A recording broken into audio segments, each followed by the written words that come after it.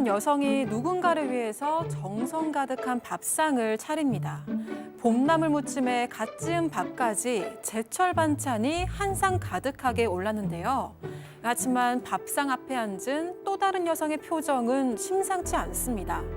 국을 한 숟갈 뜨더니 갑자기 밥상을 확 엎어버리는데요. 그리고는 거친 욕설까지 퍼붓습니다. 대체 이 두 여성 사이에는 무슨 일이 있었던 걸까요? 자, 오늘은 가족을 위해서 헌신했다가 결국 헌신짝 신세가 됐다는 사방 가족분의 제보입니다. 일단 제보자분은 60대 남성입니다. 그리고 이남 3녀의 차남으로 태어났었는데 마청이 어렸을 때 사고로 그만 안타깝게도 일찍 사망했다라고 합니다. 그래서 누나 둘하고 여동생 한 명하고 가깝게 지냈었는데 문제는 이제 35년 정도 전에 아버지도 일찍 돌아가셨다고요. 그래서 그때부터는 어머님을 자신이 모셨다는 겁니다. 시장에서 일을 하면서 새벽 5시부터 밤 10시까지 정말 쉴 틈 없이 어머니를 생활을 도맡았던 거고, 어머니 이제 나이 드시면서 병원비, 옷값, 뭐 평소에 생계, 심지어 어머님이 친구들과 하는 개똥까지도 다 이 제보자분이 부담을 했다라고 합니다. 35년 동안 지극정성으로 어머니를 모셨습니다. 하지만 다른 형제들은 전혀 달랐습니다. 직접 제보자 얘기 들어보시죠. 30년 동안 10원도 안 줬어요. 제사 지내러 한 번도 안 왔어요. 아예 안 왔다고 보면 되고, 지도도 아쉬울 때만 나한테 전화해가지고 돈 달라고 그러고, 내가 그렇게 힘든데 지 딸내미 시집간다고 홀세달라고 그래서 내가 다 홀세줬어요. 결혼한다고 그래가지고 내가 부정하고 연락이 안 하고 그랬었는데 그런가 보다 하는데 다 연락이 되고 그랬었는데 그렇게까지 했는데 이건 아니라고 봐요. 나는. 아, 이건 진짜 형제가 아니라 왼수네, 왼수. 네, 제보자는 아버지 제사를 무려 35년 동안 혼자서 준비했다고 합니다. 그리고 아내도 힘들 법도 한데 그 시간 동안 매해 싫다는 소리 한 번도 없이 혼자서 시아버지 제사상을 준비했다고 하고요. 하지만 누나들과 여동생은 단 한 번도 얼굴을 비춘 적이 없다고 합니다. 그러면서도 막상 돈이 필요할 때는요, 늘 제보자한테 연락을 해서 너 혼자 고생시켜서 미안하다 이러면서 경제적인 도움을 얻어갔다고 하고요. 게다가 그동안 어머니가 여러 차례 수술도 받으시고 최근에는 치매까지 왔지만 엄마 괜찮아? 이렇게 말만 하고 치료비나 수술비에도 정말 단 한 푼도 보태준 적이 없다고 합니다. 자, 어머니 모시는 이 오빠 그리고 남동생을 진짜 강 건너 불구경하더니 누나, 큰 누나.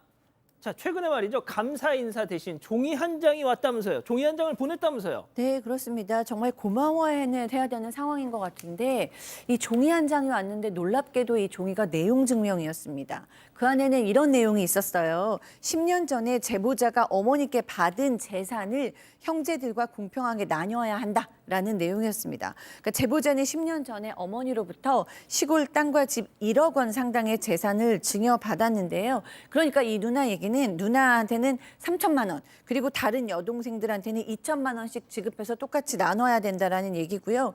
이 동생이 생각했을 때는 너무 이제 당황스러운 거예요. 왜냐하면 연락도 하고 지냈는데 단 한마디 상의도 없이 이런 갑자기 내용 증명부터 받으니까 너무 당황스럽고 혼란스럽게 됐습니다. 박 변호사님. 네. 자, 법적으로는 뭐 형제끼리 이제 나누는 것도 맞는 얘기지만 조금 억울한 측면이 있는 거예요. 지금 말씀처럼 한 40년간 부모님을 이제 홀로 모시면서 본인이 쓴 돈이 4억이 넘는다라고 합니다. 대부분 통장으로 했기 때문에 입증도 가능하다고 지금 하고 있고요. 증여로 한 1억 받은 건 사실이지만 본인이 쓴 돈이 훨씬 많다는 게 제보자 입장이고요. 내용 증명이 지금 큰 누나가 뭐 1에서 학창시 1에서 보탰다 이렇게 하는데 그게 아니고 부모님 음식점을 도와준 거고요. 이 지금 제보자도 중학생인데 그때 같이 도와줬다고 합니다. 그러니까 의미 없는 얘기고 35년간 자기가 지금 어머니를 돌보다가 어머니 치매에 걸리니까 갑자기 재산 얘기를 하면서 이 나타난 게 좀 공교롭다는 입장입니다. 자, 그런데 이 큰 누나의 내용 증명을 받고 이 제보자 남동생분보다 더 격분한 사람이 있었으니 자, 직접 들어보시죠. 집사람이 막 울고 막 이혼한다고 갔어요. 그래서 내가 올라가서 이제 자세히 물어봤어요. 집사람을 두드러 팼대요. 그 얘기를 나한테 하는데 마음이 찢어지더라고. 저는 몰랐죠. 근데 그런 게 한두 개가 아니더라고, 얘기 들어보니까. 그래서 차마 뭐라고 말을 못하겠더라고, 내가 미안해서.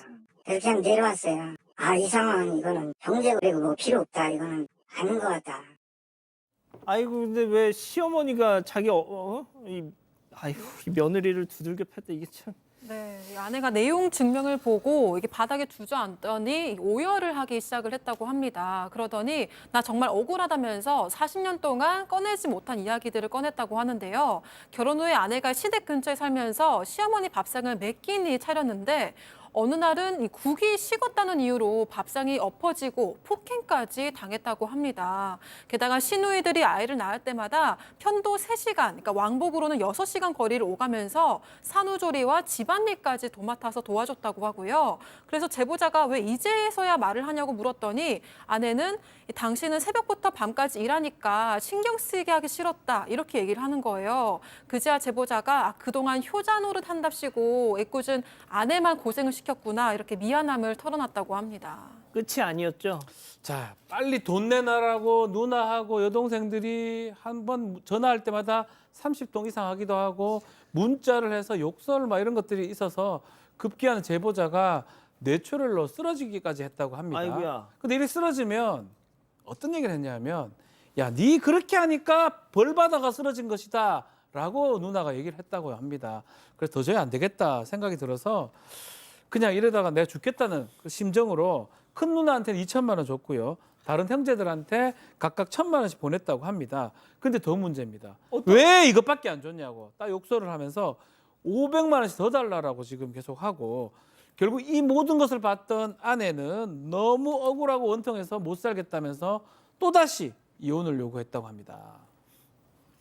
아 이게 무슨 형제 이게 왼수지 양 변호사님. 형제라고 볼 수도 없고 정말 이 어이없는 일들을 계속해서 주장하고 있는 거고요.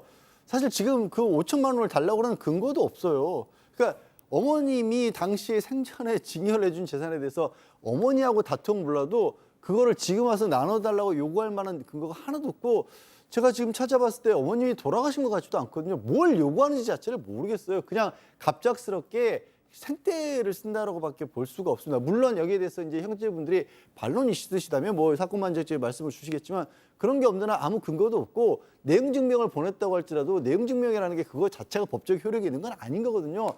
이게 뭐 어떻게 보면 꼭 따라야 되는 게 아닌데 이제 시달리셔서 이러신 것 같습니다. 너무 계속해서 시달리거나 계속 문자를 보내거나 아니면 뭐 다른 어떤 수단을 취하면 스토킹 처벌 법률 위반 같은 것이 될 수 있으니까요. 그런 부분까지 적극적으로 검토를 해보실 필요도 있어 보입니다.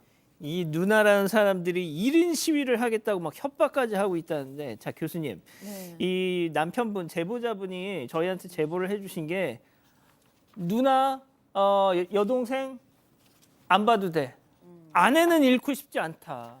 네. 지금이라도 그걸 깨달으셔서 너무 다행이시고요. 지금 이 피가 섞인 누나나 여동생한테 이렇게 당하셔도 정말 이렇게 뇌출혈이 뇌가 터질 만큼 괴롭고 분하신데 이 40년을 이렇게 당하신 아내의 마음은 어떻겠어요? 그러니까 한이 쌓였고 남편은 얘기를 안 해줘서 몰랐다고 얘기하시면 어떻게 40년을 이렇게 얘기를 안 했다고 모르시나요? 이건 무관심이었다는 생각이 듭니다. 거기에 이제 남편까지 또 쓰러지고 그 와중에 또 남편이 돈을 해서 줬잖아요. 이런 거를 아내는 도저히 받아들일 수 없었을 거라고 생각을 합니다.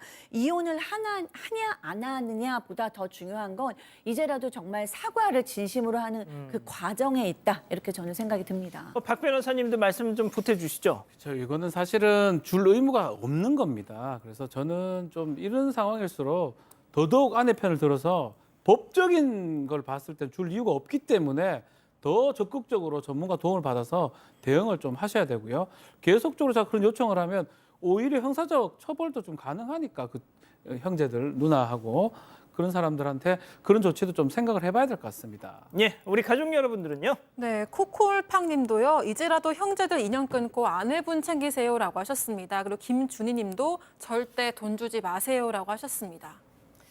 참 이런 사연을 볼 때마다 형제란 무엇인가 참 이런 생각을 좀 하게 됩니다.